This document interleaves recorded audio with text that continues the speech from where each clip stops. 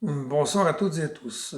Voilà, donc ce soir, une petite vidéo pour retrouver ce que je considère essentiel, je veux dire, pour ce que l'on appelle l'éveil, la réalisation du soi, en fait, tous ces mots qui se véhiculent dans la recherche spirituelle. Voilà, les conditions, c'est la simplicité, pour partir disons, des fondamentaux, du départ, du départ, des questions à se poser véritablement pour, euh, pour essayer de revenir au plus près, justement, disons, de cette dimension invisible à nos yeux qui nous anime chaque jour, qui nous, voilà, c'est vraiment de se dire, mais enfin, de prendre le temps, puisque nos conditions de vie ne nous laissent plus le temps de nous poser et et de vraiment se poser ces questions essentielles. D'abord, qui suis-je et comment se fait-il que je puisse bouger, que j'ai cette faculté de parler. Euh, Comment est-ce que je peux mouvoir mes mains? Comment est-ce que je respire finalement naturellement sans m'en préoccuper? Alors, il y a des explications, bien sûr, mais enfin, on verra ça un peu plus tard. Mais euh, c'est vraiment les premières questions qu'il faut se poser. Je veux dire, c'est comment se fait-il que tout ce qui est là autour de moi existe et comment se fait-il que moi-même j'existe? L'existence elle-même, est-ce que j'en suis responsable? La réponse, si on est honnête avec soi-même, c'est non. Je ne suis pas responsable de mon existence et mes parents non plus. C'est ça aussi qu'il faut bien se dire. Je suis venu par eux, mais ils m'ont donné le corps, mais ils ne m'ont pas donné l'existence, ce qui me fait, disons, me mouvoir, marcher, penser chaque jour. Ça, c'est d'une autre dimension. Disons, enfin, moi, j'ai un petit exercice que je propose souvent, c'est prendre le temps, par moment, voilà, de regarder ses mains comme ça et de faire ce mouvement. Et de se dire pourquoi ça bouge et pourquoi je peux le faire bouger aussi. Et vraiment, alors, en fonction, disons, des études que l'on a faites, on en sait plus ou moins, enfin, de ce que l'on nous a dit, hein, de ce que l'on a appris, de notre savoir. Voilà, il y a les muscles, il y a les os, il y a les tendons, il y a les nerfs, voilà, et ainsi de suite, ainsi de suite. Oui, mais alors qu'est-ce qui fait bouger tout ça? Bon, après, si vous êtes au bout de vos limites euh, intellectuelles, vous allez prendre des renseignements auprès de gens qui ont fait plus d'études, par exemple, qui vont vous expliquer que c'est tout un système, que tout le corps participe, et puis après on va arriver au cerveau, et puis dans le cerveau, ben, vous allez aller pianoter sur Internet, par exemple, et puis vous allez vous expliquer que ça, et qu'il y a les neurones, enfin, moi-même je n'y connais rien, je ne vais pas vous en apprendre, mais en tout cas, il y a toujours une question qui restera sans réponse. Et en fait, ce que l'on peut appeler, disons, la vérité, ou cette fameuse vérité que tout le monde recherche finalement à l'extérieur de soi, alors que nous l'avons tous en nous puisque nous existons, euh, la vérité, elle se tient toujours derrière la question sans réponse. Ça, c'est quelque chose qui, qui est important, je veux dire, à intégrer. Il y a toujours, enfin, disons, cette dimension responsable du fait que que tout ce monde manifesté existe, elle est au-delà de toute question. Au-delà de toute question sans réponse. Et, et, et surtout, ce qui est très très important aussi à comprendre, c'est que quand on prend, quand on prend par exemple euh, la naissance, la naissance, je veux dire, c'est quand même enfin, un miracle d'ailleurs. D'ailleurs, enfin, tout est miracle sur cette terre. Je veux dire, pour l'être humain, tout va de soi. On naît, on meurt, voilà, on fait ci, on fait ça, on décide, on fabrique, mais tout est miracle. Je veux dire, prenez la naissance, je veux dire, la rencontre d'un ovule et d'un spermatozoïde. Je veux dire, voilà, une cellule, deux, puis quatre, puis six, puis huit, puis à l'infini, en suivant des lois que je considère divines, et les lois de la génétique aussi. Euh, et voilà, et ça donne le corps, la forme, toute cette façon d'explorer ce monde, c'est quand même un miracle. Alors que la vie va de soi pour beaucoup. Ben voilà, je suis sur Terre, on m'a appris ça, on m'a dit de faire des études pour réussir. Bon, pour moi, enfin, je considère que ce n'est pas l'essentiel.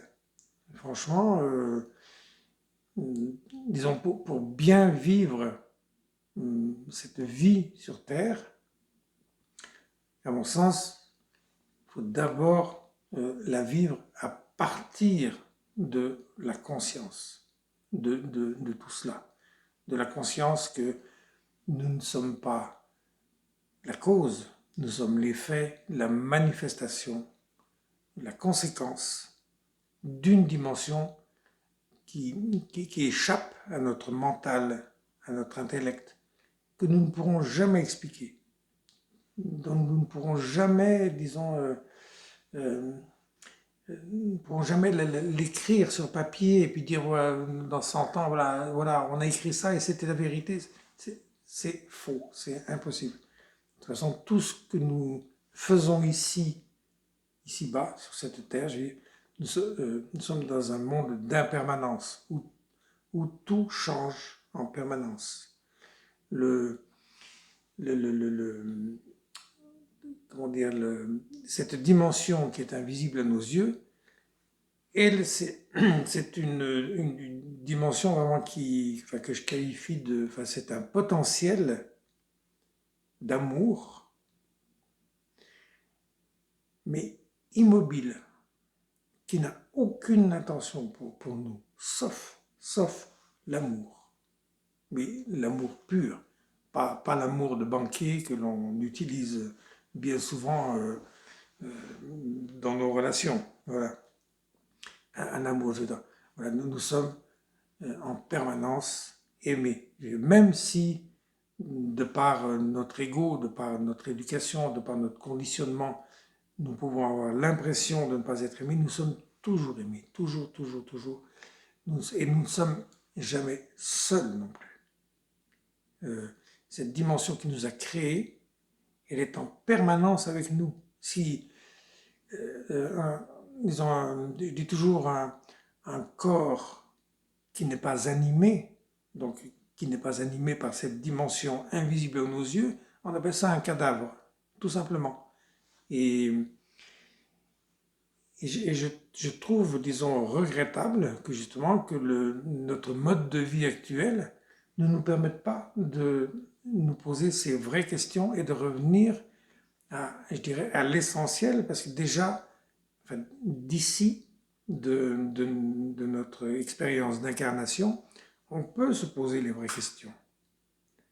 Alors après, j'ai créé une méthode qui permet justement de se reconnecter à cette dimension. Alors ça fera l'objet d'autres vidéos, mais déjà là, avant d'avoir le désir justement de se reconnecter à cette dimension, il faut en éprouver le besoin. Pour l'instant, il n'y a pas de besoin, puisque tout va de soi, tout paraît normal, il n'y a pas de mystère, il n'y a pas de miracle, et, et donc on va toujours chercher ce qui nous manque, ce vide à l'intérieur, on va toujours le chercher à l'extérieur dans des choses souvent, bien souvent matérielles, ou dans ce que j'appelle moi les idoles. Voilà, on va prendre des idoles et puis on va vivre à travers ces idoles. Voilà, alors c'est mon avis, hein, je ne dis pas que c'est la grande vérité, pas du tout, mais il me semble que, voilà, que ces questions sont à se poser avant toute démarche et tout désir d'un éveil spirituel, quel qu'il soit. Voilà, donc en fait, souvenons-nous et surtout essayons de nous remettre dans cette conscience que tout est miracle et que nous ne comprenons pas grand-chose. Nous croyons comprendre. En fait, est-ce que nous pensons, enfin, est-ce que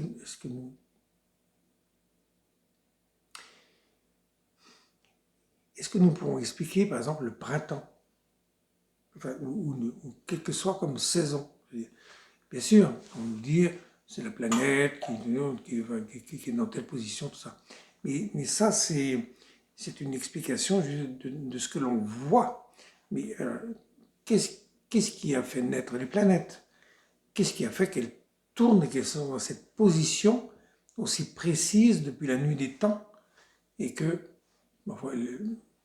jusqu'à présent, elles n'ont pas beaucoup bougé puisque notre planète est toujours viable. Je veux dire, les conditions de vie sur cette planète sont toujours faites pour l'homme en tout cas. Tout est miraculeux, mais si on regarde avec les yeux de la vie, avec les yeux justement de ce qui nous a conçus, enfin de là où nous venons, enfin, de la cause de notre existence et de l'existence de tout. Euh,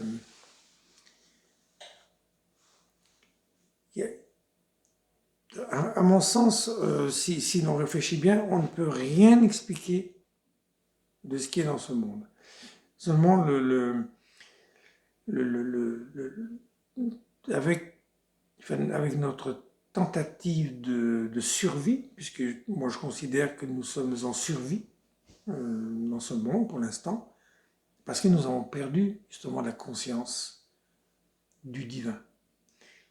Et comme nous l'avons perdue, eh bien nous la recherchons, mais nous la recherchons, enfin en fait nous cherchons beaucoup plus les erreurs que la vérité.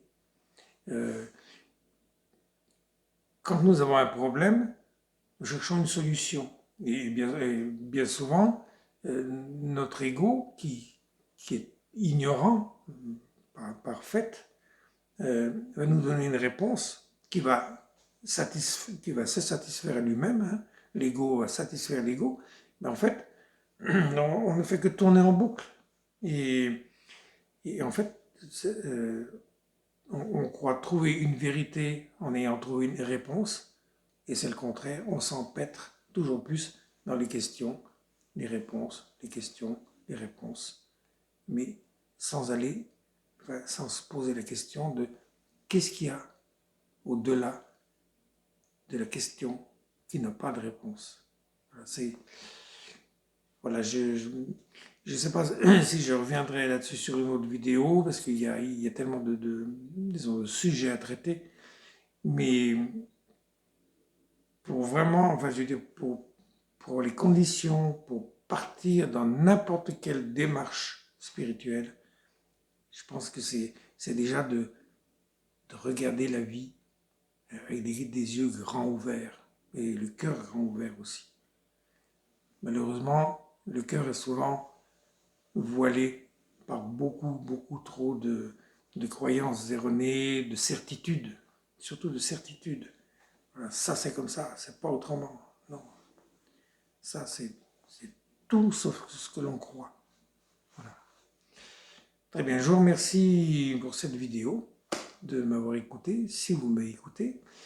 Et puis, n'hésitez pas à faire circuler si cela vous plaît. Et puis, n'hésitez pas aussi à essayer de voir d'autres vidéos. Bon, je suis pas encore très fortiche avec YouTube pour les envoyer, mais les diffuser. Mais en cherchant un peu, vous allez trouver, j'en suis sûr.